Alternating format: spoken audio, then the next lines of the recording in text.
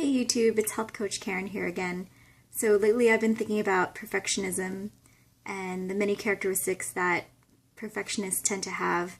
I consider myself a person with perfectionistic tendencies, so I kind of share a lot of these, and one of the tendencies that I have is to have like these really high expectations and high standards for myself. And I remember seeing this list of like 10 characteristics of perfectionists, and so I thought I'd address all of them. And last week's had to do with, see, I've already forgotten, and I think the fact that I have this camcorder on is kind of, like sometimes I lose my train of thought when I feel the pressure of like the record button being hit. Anyway, check back for last week's episode of Health Coach Karen to see what I spoke about in terms of perfectionism. Anyway, today I thought I'd talk about high expectations and how to deal with them in terms of achieving your health goals. So perfectionists tend to have these really high standards for themselves. They like idealize, and I'm just looking over my notes here.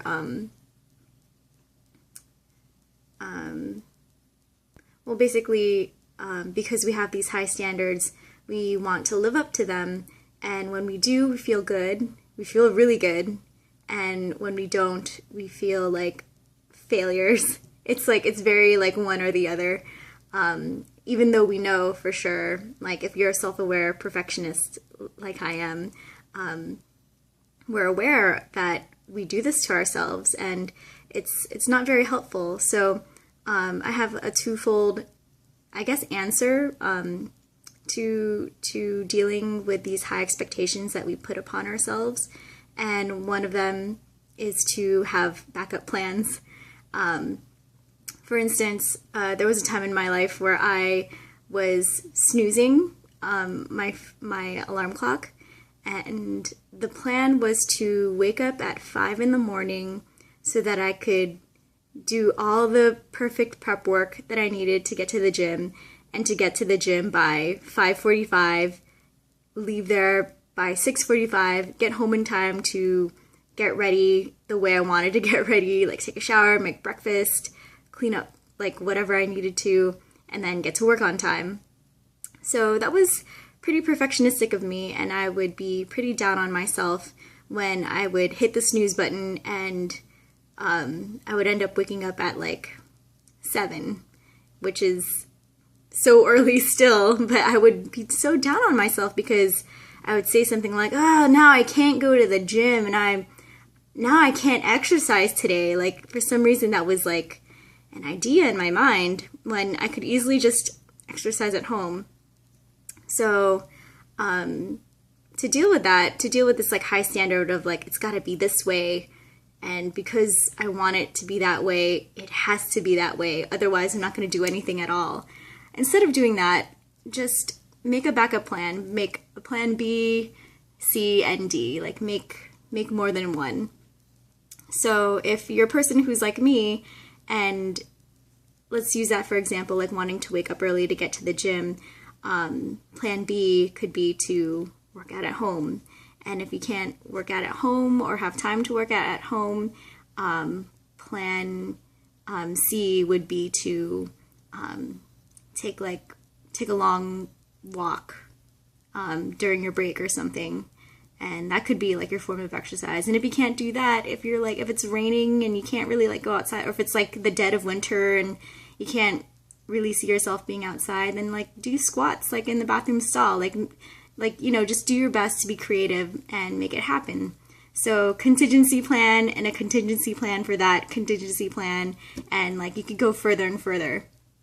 So that's one way to kind of like allow yourself to like not have so high of expectations, but to like know that it's nice to like be able to reach the high expectation, but know that it's also more realistic and more self-serving to follow the contingency plans instead. And for, so the second fold of like this part is, like well, for me, and I'm sure for other people who are perfectionists, they'll like hear the plan B and be like, oh, well, that's stupid. And it's because there's this like part of you that wants to be perfect. The second part of this would be to give yourself a heavy dose of self-compassion. I know for me that I have a hard time being self-compassionate towards myself because I just want to be better. And in order to say that I need to be better is also another way of saying that like I am right now, this moment, not good enough. And I think I've been like dealing with that for a very long time, and I still kind of struggle with it, this like whole like self compassion sort of thing. So I'm not saying that I'm like the expert on self-compassion and that I'm the most like self-loving person in the world.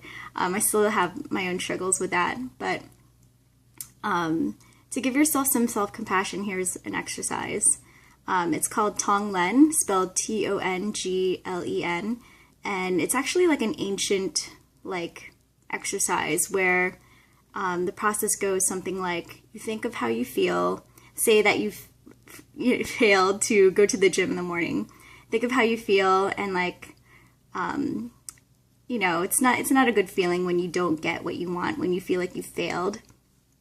So take that feeling of failure and the other feelings that come up, and to think of all the people in the world who are feeling the exact same way that you do at this very moment, and to have like the compassion for them, and to include yourself in that group of individuals who feel this like sort of failure.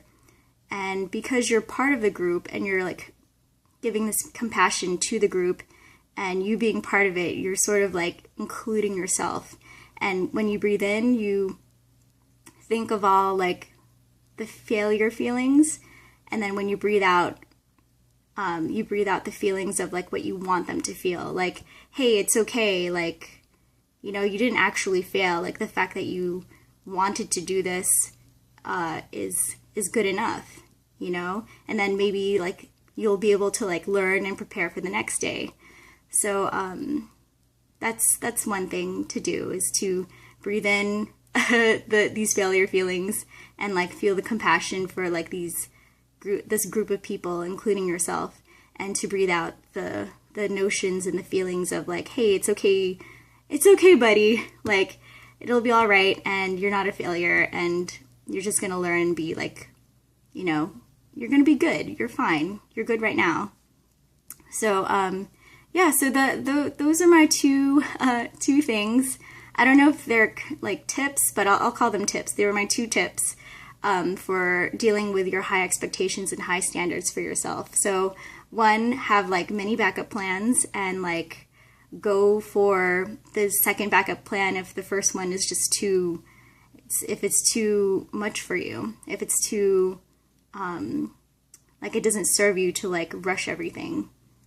And then the second tip is to find some self-compassion. You can Google Tonglen, Tonglen, and find like, I guess like the appropriate like way to do it. But honestly, it doesn't take, you know, you could do it forever if you wanted to. You could do it for hours. But I would say just like a couple of breaths, like 5 breaths of like breathe in, like feel your failure feelings, and everyone in the world feeling the exact same way as you, to feel compassionate towards them, and then to breathe out those feelings of like, it'll be okay. So that's it. This is kind of the longest video that I've had so far, so I hope you've stuck around. If you liked it, like, please, and share and comment, and yeah, that's it. I have a website, by the way. I just finished it about a week or 2 ago. It's KarenZagan.com. So if you want to check it out, that's my health coaching website. And if you're interested in being coached,